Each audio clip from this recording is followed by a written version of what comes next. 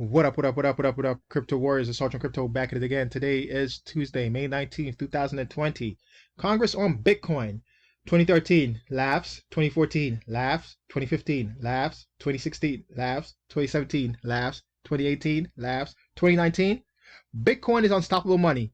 Bitcoin, not shitcoins. That escalated quickly. I'm going to leave a link to this Facebook page in the comment section below. And we're going to be talking about today, the stories I'm going to be covering today are two stories on data breach, and one on CBDC, and one on Andreessen Horowitz, and the fourth coming of the blockchain.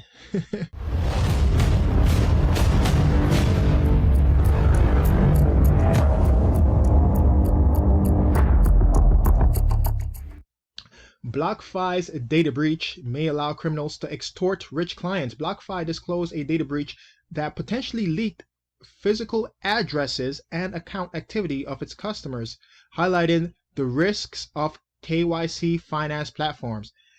That's just the risk of KYC, yeah, in anything. They didn't say specifically, I thought they said specifically crypto, but yeah, finance. That's the problem with the know your customer regulations and things of that nature, the AML, where these finance companies, they have to keep our information in one central on one central database to comply with these laws. And that's the problem. When these lawmakers are writing these laws, they don't understand that they're putting the people that they're supposed to be protecting at risk, because now thousands, I don't know how many customers use BlockFi, but thousands of people now have their information out on the web because of this data breach. If you're trying to, if you want to sign up for BlockFi, and the same thing with Celsius, if you want to use these platforms, you have to take a picture of yourself, with your driver's license or ID card or passport, and now someone out there have that information about you. So there's a central database that could be hacked. And that's the problem with these quote unquote anti-money laundering and know your customer regulations. It's putting the people that they're supposed to, and I'm throwing up air quotes here, they're supposed to be protecting at risk. According to its incident report, some of the company's client data was breached through a swim swap attack performed on one of its employees. And again, Bitcoin doesn't care. Just a sidebar. And that's just poor operational security, where that individual didn't take the proper steps to protect themselves, and not only that, protecting the people that they work for. Can the victims be physically extorted? BlockFi asserts that no threat to customers' BlockFi fund exists, writing, "Due to the nature of the information that was leaked, we do not believe there is any immediate risk to BlockFi's clients or companies' funds." And this is the problem right here. Furthermore, BlockFi's privacy policy explicitly states that this information is available for marketing usage. So they're using your data to market crap to you and or to sell it to third parties. We may use your personal information and information about how you use our services to send promotional and other information to you. We also may use your personal information to conduct analysis regarding your usage of our services and products and the effectiveness of our marketing initiatives. Data is the new oil for the 21st century, and they're not protecting our data. We need some kind of decentralized way to get interest on our cryptos. That's why DeFi exists. And they're still working out the kinks. No, DeFi isn't perfect, but they're still working the kinks out in that as well. They need better OPSEC over here at BlockFi.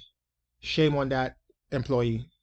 Maybe they got fired. Who knows? Next, a big one here. Ransomware Gang demands $42 million or it releases Trump's dirty laundry. I don't think Trump will care, but this is the data breach.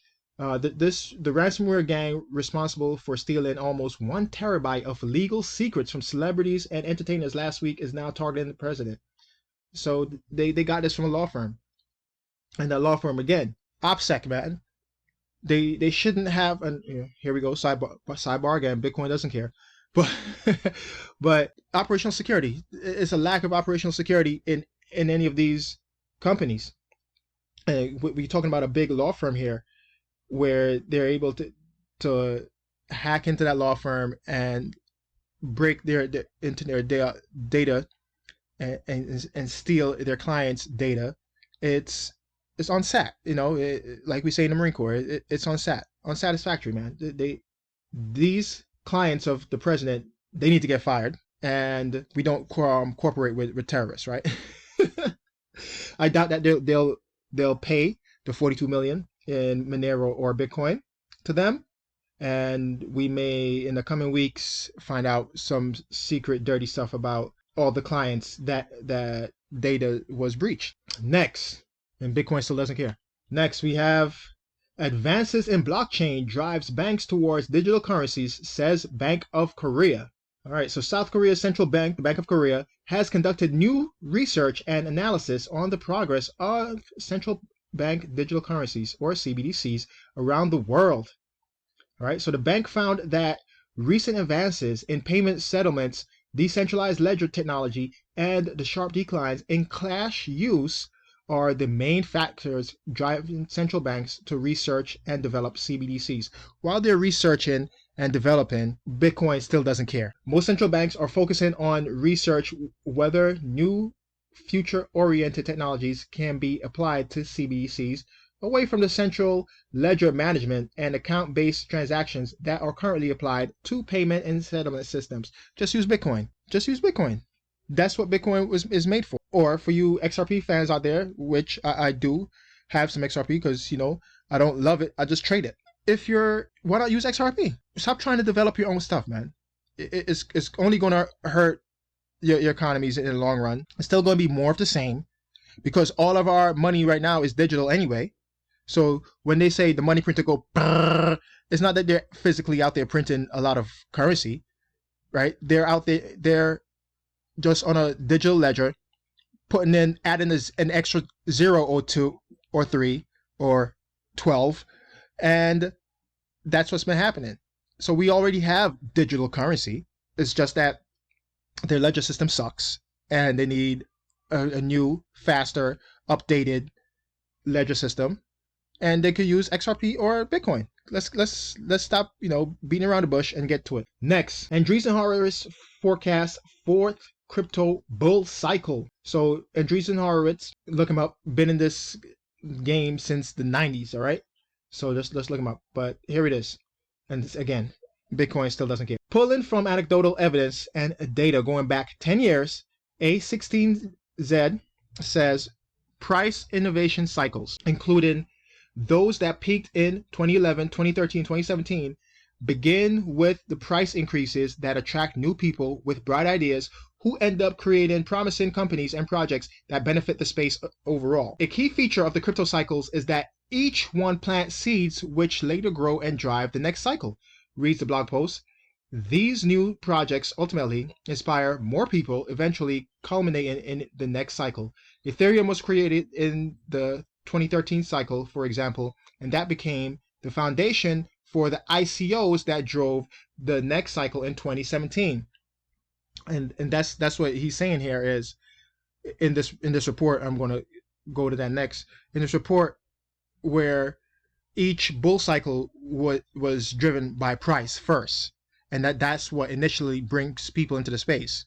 So when you hear people, oh, I'm just in it for the tech or whatever the case is, let's not forget that a lot of people that comes into the space is because what attracts them first is the price. So don't be ashamed of talking about the price, because that's what we're all here for, is to make some daggone money, man. The VC fund forecast the 2017 cycle spawned dozens of exciting projects in a wide range of areas, including payments, finance, games, infrastructure, and web apps. Many of these projects are launching in the near future, possibly driving a fourth crypto cycle. So all those projects, all those vaporware, that white papers, a lot of them are starting to come through right now. It takes time for these things to build out. So from 2017 till now, we're seeing a lot of projects starting to actually materialize right now in the space. The blog post comes just under 3 weeks after the VC firm said its new crypto fund 2 exceeded the initial 450 million fundraising target and would launch with a total of 550 million to invest in the space. Unlike the first fund, which launched in 2018 with a more general, with a more general investment prospectus, A16Z said the new fund would target specific sectors within the industry, including decentralized finance, and next generation payments, and Web3, the concept of a decentralized internet. And just like I spoke about in the last story about a decentralized finance, where we don't have to worry about hacks and things of that nature. Okay, that's what they're investing in right now. Decentralized finance, next generation payments. Again, in the last story, where these governments are trying to work on CBDCs, instead of working on their own CBDCs, use one of these cryptos that's already out there. Do your research. And Web3, good news for the space, and look forward to it. Can't wait for the bull run to come. Here it is. And this report is a lot of pages long. I'm not even gonna go into it, but I highlighted this part right here. Finally, here are the compound annual growth rates for each metric from 2010 to present. So the Bitcoin price, the CAGR, a compound annual growth rate of almost 200% since 2010. Social media, people talking about it, the Twitters, Reddits, the Facebooks, everything, right? A compound annual growth rate of over 200%. Developer activity, almost 75%.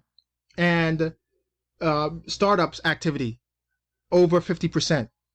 So we see a lot of growth coming into the space, and it all starts with price. It all starts with the price of the #1 crypto, which is Bitcoin.